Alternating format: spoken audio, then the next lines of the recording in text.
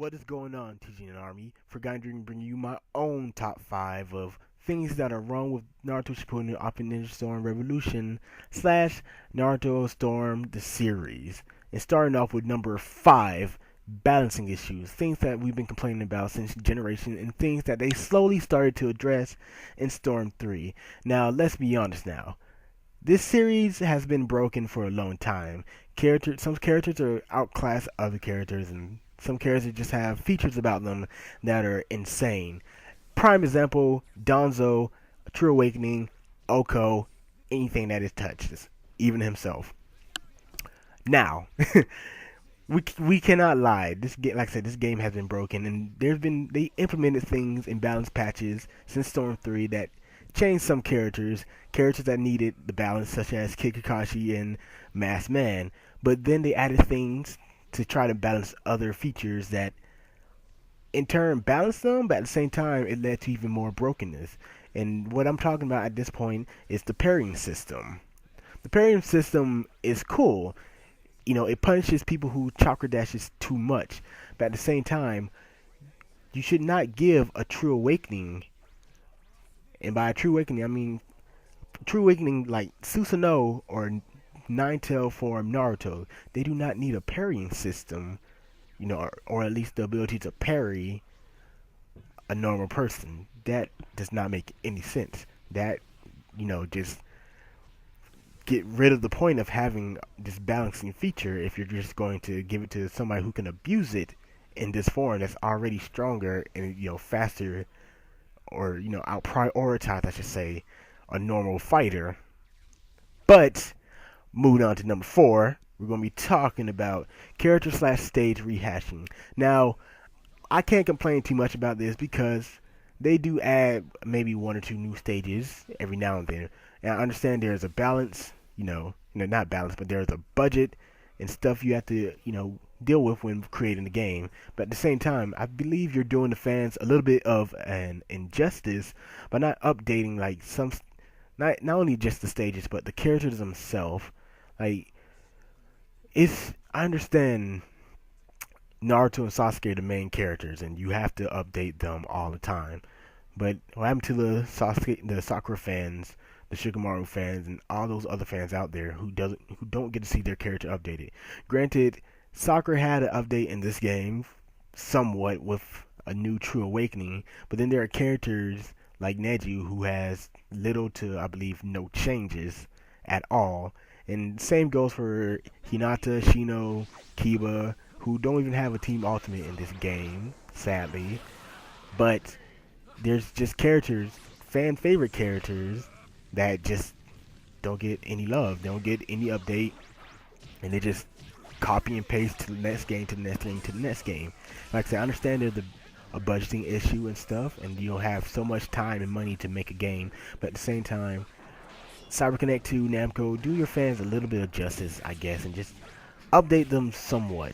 You updated Kakashi, giving him a whole new moveset. Take the time out to do that to some of the other characters, I guess. Now, you don't have to do it to every last one of them, but it would be nice if you could. Now, moving on to number 3, we're going to be talking about something special, something amazing, which is game mode. Something we love to do in games, play different things. But sadly, CyberConnect 2 slash Namco Bandai fell off on this with this game with the Ninja World Tournament feature that he added, which was only for single player. And that right there lost a lot of fans, or a lot of people who wanted to buy this game for that feature, which is, very disheartening, very sad that friends that you might have had that would have played the game no longer got it just because that feature is out of it. And I can understand, where they're coming from. And even just not having that, if you want to add something even simple like mini games, we can go back to the Storm 1 game, or even to the PS2 era with the Ultimate Ninja series on the PlayStation 2, where they have mini games such as like the run up the tree, dodging bombs and stuff. You have running across the forest trying to get to a certain point within time. Ramen eating, I believe. They have multiple mini games that they can draw ideas slash creativity from to give us like just more things than just fighting, player match, tournament, endless battle. that's all we have right now. I'm just saying, I know, like I said, I know for it's a lot to ask, but there are ideas you can draw from the past game that you can implement in this game, and it doesn't have to be anything big. And like I said, I hope in the next game, this Ninja World Tournament feature, if they do, pass it down to the next game, is an online feature. That would be amazing. Anyway, we're gonna be moving on to number two, which is character slots, and which is I have to be serious with you for a moment because this is a sad moment. Naruto Shippuden Ultimate Ninja, the series, have contracted a disease, a very terminal disease, known as the Dragon Ball Z disease, where you have multiple characters with multiple different personalities or fighting styles among many different character slots. This has been a recurring factor slash illness ever since Storm 2 and Generations, and it continues on to this point, and only you can stop this. Cyber Cadet 2, only you. Anyways, being serious for a moment, like I said, I understand you have to update Naruto and Sasuke, the main characters, throughout the game series, but there's no reason that we need 4 different Narutos, 4 different Sasukes, 50 Madaras, 20 Shikamaru's, and 500 Itachis. We don't need that.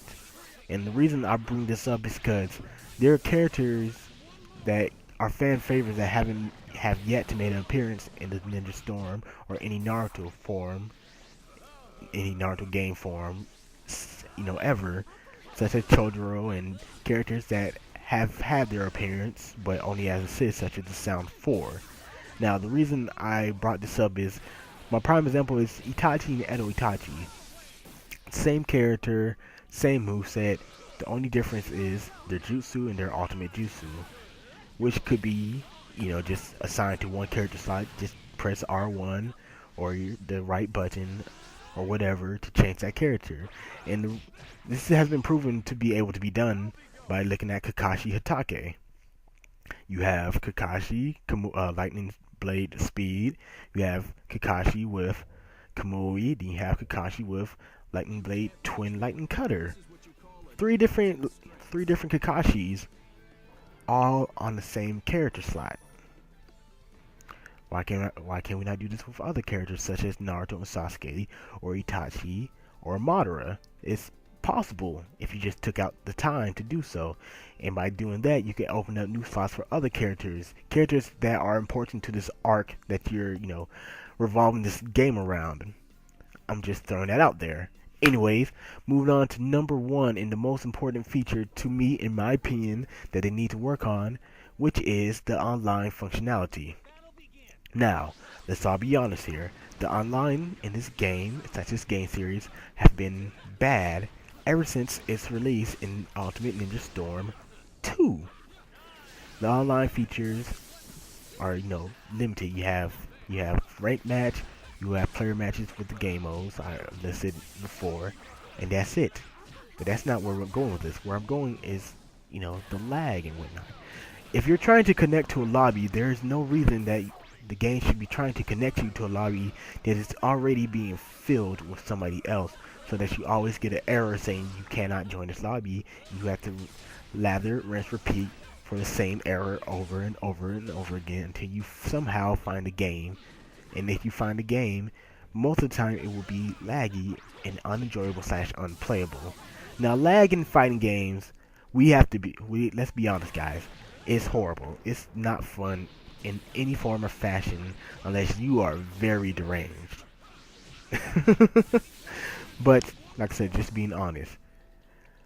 And to be honest, it's even worse in this game series, in my opinion. Especially given the fact that you have a substitution bar, which you have to manage, which is your counteraction, your counter to be beat down on by the opponent. If you cannot manage this, slash see things coming, react to the players, react to what you're doing if there's button delay, it makes the game unenjoyable and almost unplayable to some form, depending on how intense the lag is. Now, lag is hard to tell in this game. It's hard to tell when a person you're fighting is going to be lagging, because the connection will lie to you sometimes. You have a person that have a green bar, then while you're in mid-fight, it will drop down to red bar or 0. And I understand this is all based on people's personal internet connections, but at the same time, the online features and connectivity in this game is pretty bad.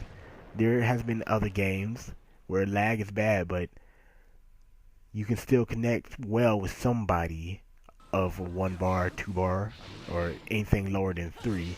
I can give an example of this with Persona 4 Arena, which had little to no lag while playing the game, but lag in the intro scenes.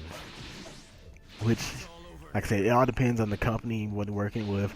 Not only the company, but personal people's personal internet. I understand how that would be hard to program, to work with. But in general, that's something they need to fix. They need to just take a break from the games, just release patches and updates for this game right here, and let the anime and manga continue on until it progress to the end or whatever, or to a certain point, then start doing the games again. They need to work on this online feature, and they just really need to do that. Now, I'm sorry I went on a whole rant about that, but that's just been my top 5.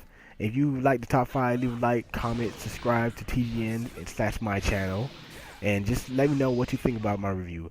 Not review, but my top 5 is you disagree with the order, anything like that. My name is Forgotten Dreamer. I'll catch you guys later.